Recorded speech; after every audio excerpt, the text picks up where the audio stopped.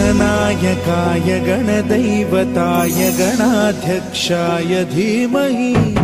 गुणशरीराय गुणमण्डिताय गुणेशानाय धीमहि